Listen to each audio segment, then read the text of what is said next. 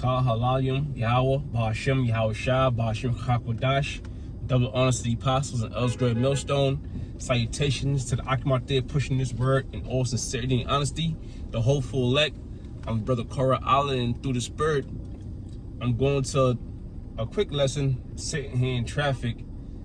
I actually had a dream, and that was through the Spirit, I decided I'm gonna do a lesson. Basically, how the dream went.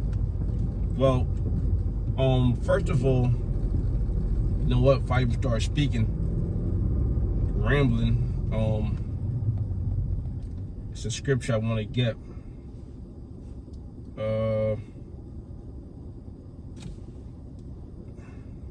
Real quick.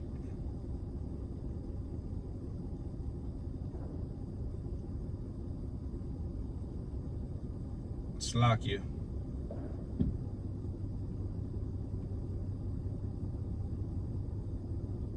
This is Luke 9:62. And Yahushua said unto him, no man having put his hand to the plow and looking back is fit for the kingdom of the Most High. Okay, and put your hand to the plow represents working, doing the works. And looking back, meaning stop doing the works. You stop going out there and prophesying, and you stop doing lessons, and you just go off into the world, doing what you're usually doing, just stop doing the work of the Lord. So you're back into the world. Okay, it says whoever put your hands to the plow and looking back is not fit. Now the way the dream went was, it was me.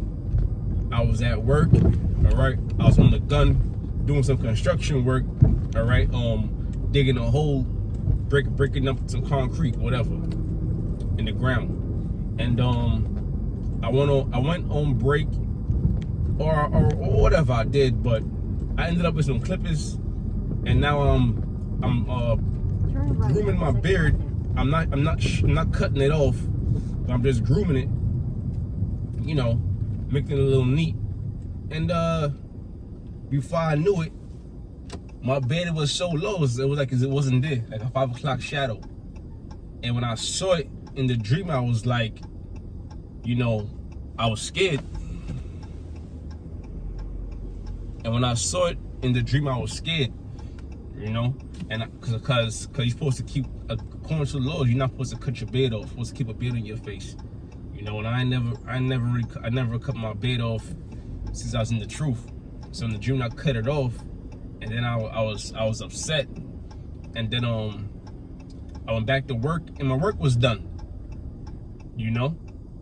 So, and the work represented, through the Spirit, I figured, the work represented doing the works, working, doing the Lord's work. All right, and I went off in the dream. I went off, and I took it as, you can't really take any breaks from this work, man. Because once you take a break from this work, that's when Satan jumps on you. It's when these demons jump on you, and you start going off. All right, it says, so I read it again. It says, Luke 9:62, and Yahushua said unto him, no man having put his hand to the plow and looking back is fit for the kingdom of the Most High. All right.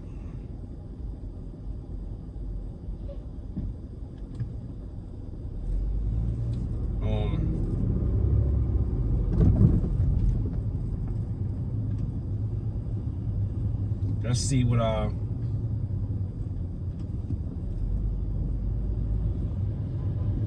let's see. When you read a chapter, Luke 11 and 26, it speaks about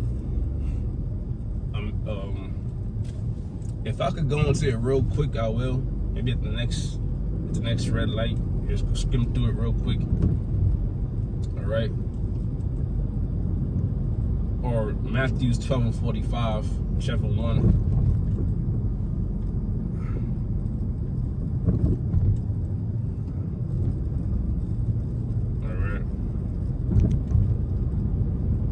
let's see. Luke 11 and 26. And it says, this is a red light right here. Let me just go into it real quick. 11 and 26. Luke 11:24. When the unclean spirit is gone out of a man, he walketh through dry places, seeking rest. That unclean spirit is when you come into the truth, all right, and you shed that old man. So that unclean spirit leaves you. So that what that unclean spirit does, it looks for another person to to dwell in, all right, or it tries to come back into you. Is seeking rest and finding none, he said, I will return unto my house whence I came out. And the house represents the body. All right, so that the unclean spirit left that body because that body came into the truth. All right, but now the unclean spirit is basically trying to break in, beating on the doors, trying to go through the windows, trying to come down the chimney. All right. In 800 feet, turn left onto East 42nd Street. So that unclean spirit is trying to come back into that body, man. Okay, so we gotta stay on guard. And the second we stop doing these works, we take a break from doing these works or whatever, man. Turn left onto East 42nd Street. That's a chance. That's a chance for this world to claim us back for their own. All right. It says, and when he cometh out, he findeth it's when he cometh, he findeth it swept and garnished, right? Because now you a clean spirit, but now you dealing with them unclean spirits again. Continue for half a mile. You're dealing with them unclean spirits again. So now when that spirit come back into you, what does he do? He goeth and he taketh to him 7 other spirits. And which 7 just means completion. Okay? More wicked than himself, and they enter in and dwell there, and the last state of that man is worse than the first. Okay, and so basically that's people that come into the truth. They come in, first of all, you come into this truth, you come into out the world, you kind of little, you kind of worldly, you bugged out, and you learn the truth, and you change your mannerism, all right? But then if you was to fall out, now you're going back into the world with things you already learned in the truth. So you become even worse. You're not just a nigga, you a nigga that knows that the Lord's will, man. So you start doing bugged out things, reading bugged out things, all right, thinking bugged out things, trying to intertwine the two, where it don't work like that. All right, scriptures say a double-minded man is unstable in all his ways. So that's basically how you become. So the point is this, all right, we gotta stay in this thing, man, because Satan is trying to get us, man. All right, which Satan, he's doing his job, man. Scripture say prepare yourself for temptation. Okay. In a quarter mile, slight left onto the FDR Drive ramp to Battery Park South.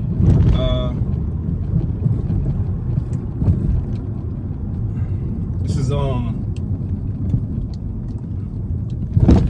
Galatians 5 and 16. This I say then, walk in the spirit, all right, and ye shall not fulfill the lust of the flesh. Walk in the spirit, and ye shall not fulfill the lust of the flesh, because the flesh is worldly. The flesh is carnal, okay, and it's also known as the chains of darkness. But how do you combat these things? By walking in the spirit. And how do you walk in the spirit? By doing the works. Even right now, I'm doing a lesson through the spirit, okay. Setting up prayers, going out there on highways and byways, studying, reading, Slight left onto the FDR Drive ramp, then merge onto FDR Drive. And that's how you stay in the spirit. But the second you stop doing this thing, yo, Satan is ready. All right, these demons is ready. Okay, trying to get you to go off some shit, something you see on TV, something your woman says, anything, man. You know. That's why the scriptures also say in Ephesians, to put on the whole armor. Because we don't want to fall out, and we don't want to go off. You know. Scriptures also say, it's a lot of scriptures, man, but scriptures also say a little leaven the whole lump. Okay, so it's that much scary. And you know, a little leaven the whole lump. Like if you put leaven in bread, the whole bread is gonna rise. Ain't part of the bread gonna rise and part gonna stay down. The whole thing's gonna rise. You know, cake, same thing. Continue on FDR Drive for 3 miles. So if you do a little wickedness,